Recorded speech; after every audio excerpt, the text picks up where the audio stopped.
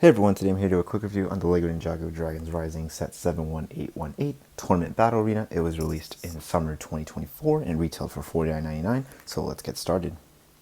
Alright, let's take a look at the minifigures. First up we have Source Tournament Kai. He gets this new buildable sword. I guess they don't have the original molds for the Secrets of Spinjitzu ones anymore, so you just get this with the red stud. Also, he has two of the exact same swords without the hilt on the back and his shoulder armor. It does include this new shorter sword for summer 2024.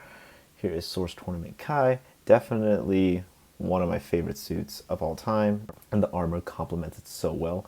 He has his Ninjago letter right there for Kai. Got the Source Dragon of Motion logo right there. Little flame effect. And Ninjago MOF Master Fire. He gets the headband for this one. Not too bad. New armor piece. Same Lego Ninjago movie Kai face. And here's his back printing with another Source Dragon of Motion logo. Next minifigure we have is Source Tournament Sora. This is the accurate version with no armor piece. She does get to keep her arm printing from her first Ninjago minifigure right there. Very nice. Torso is pretty cool. She has the letter S right there with like cats. A little vested design. There's the back where that same symbol appears. And then her hairpiece is pretty cool as well. For her head, she uses the standard Angry Sora as well as the powered up Elemental Sora. Next minifigure is a highlight for the set, Evil J. He gets the black nunchucks of lightning. Not really nunchucks of lightning, but just black nunchucks with a little lightning at the end right there. Very nice. He gets his his first canon suit of Dragons Rising with like the wolf design and the lightning patterns. Very nice. He gets the black armor, the new shoulder armor. He gets a silver katana as well. He uses the mech pilot hood, but recolored dark blue and black. For his face, he uses the Dragon's Rising face to give that evil look, but he is pretty smiling. And there's his back printing with more of the lightning and the wolf mask symbol. Next minifigure we have is Smoke Form Cinder. He uses the ghost feet leg piece to emulate that smoke effect. I guess it works to an extent. He gets the cool wolf sword with like the logo and then the dual molding with the trans red. Very nice. His face is double-sided. One side has like a smoky effect, and then the other side is just regular cinder. For this set, they also include the new armor piece, the Shatter Spin armor piece, which is pretty cool as well. I'm not sure why in the instructions they want you to put it like this, but I just decided to put it like this for show accuracy. And then the torso for him is all new. It's not shared with Jordana or anything. It has like the falling apart looks like smoke. And then on the back, just the wolf mask logo. Next minifigure we have is Tox. This is her first LEGO Ninjago set appearance. Her first appearance was in an Ultra Agent set. Her weapon that they gave her in this is like a little poison arrow blade. Very nice to see this piece still in production after all these years, although I think this is a new version.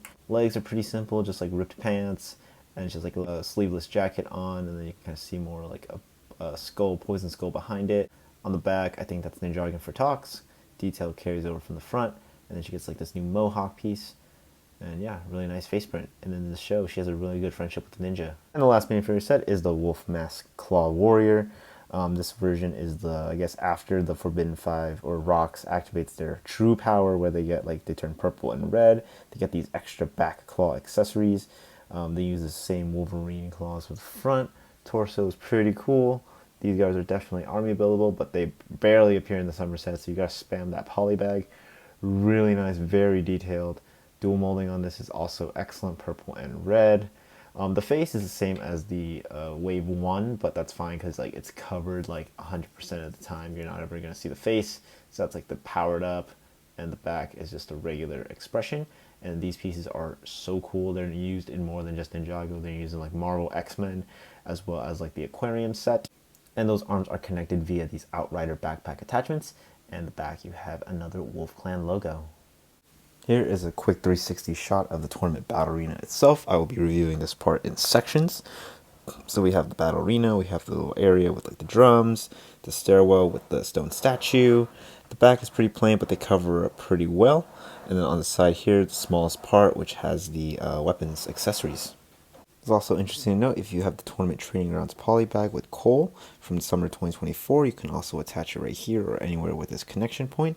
I got rid of mine recently though. Starting off with the small section of the tournament battle arena, we have this little weapons area with the little tree build right here. It just has a little bridge walkway where you can have figures walk, connection point to the battle arena, connecting more stuff back here. It has like a little sai, spear, and the Lord of the Rings sword. Very simple overall. Here is the next section of Tournament Battle Arena. This is the part that connects the Tournament Battle Arena with same bridge build.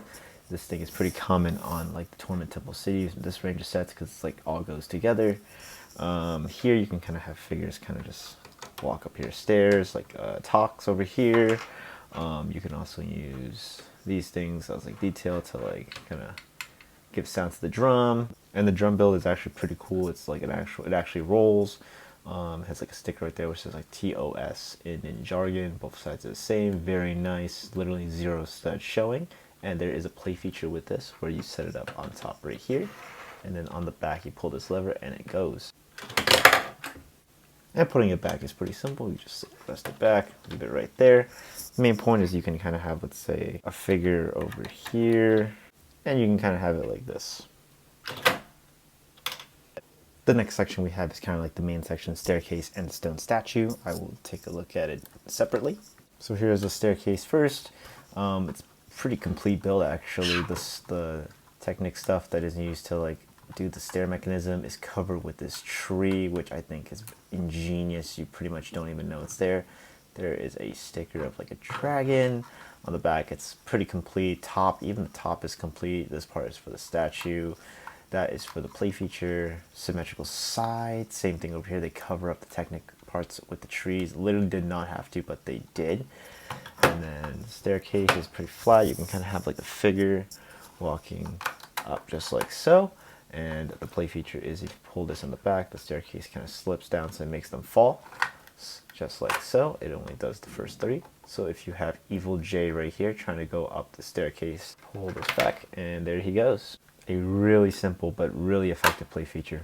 And the other part of this build is the giant stone statue. It's like a sensei, not really sensei woo, but I really like how they did the beard with these simple pieces. They used the big dish piece and the classic hat, rice hat up here just to kind of finish it off. The way they did the minifigures sitting with like the minifigure style legs is also really good as well. On both arms there's something pretty cool. The right arm has a little golden dragon, which is like a new mold for this wave. Pretty cool. And then on the other arm, it has like a little scroll, a billable scroll. It doesn't fold up or anything, and it just has like, it says like tournament of sources or something. I don't even know what it translates to be honest. And then the back we have like the flags, which is kind of typical in Ninjago, where they have like little flag builds coming out of the back, little banners. And I really like the use of these Dragon Hill pieces in here. Always love seeing those. And then to put it together, it just connects with those 4 studs, just like so. And he sits perfectly up there. And let's see that play feature again, where Evil J is trying to go up the statue. Boom. And now the last, but certainly not least section is the actual battle arena. This is a much simpler version of what we see in the show. In the show, it's a lot bigger, more things going around, but this captures it pretty well, especially with these things that like the characters spin on in the show when they start moving around with like the different battle and tournament settings. There's these black circles on the side, kind of just control them. They just go back and forth, connect on stuff, but then they fight, and then whoever falls off first loses. Pretty simple. A lot of times the characters don't even have to touch each other. You just have to move back and forth really fast, and then they will go. I really like how it's really finished off. Like, it uses these details right here, these gold ingot pieces, and then the red with like almost no studs to represent like a little actual battle arena, like a complete battle arena. And then there is the connection points where all the other sections will go into. So to test out that battle, we will use Cinder and Tournament Kai. And then you just have to rock them back. As you can see, they both fell off. I don't think they even touched each other. So yeah, let's try that again. Guess Kai lost. And for the fun of it, I'll just show you what they look like, how to connect together. So the axles over there, axles over here, axles back there, and you got your battle arena. Overall, I think this is a really good set for the price, $40.99. A little big for kids nowadays, but there was a sale on this at one point. 6 minifigures, 6 great minifigures. You got some exclusives. You get Talks. So cheapest way to get Evil J if you don't have a magazine.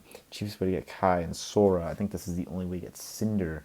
And then I think one of the ways to get the Wolf Mask Warrior with the whole back attachment.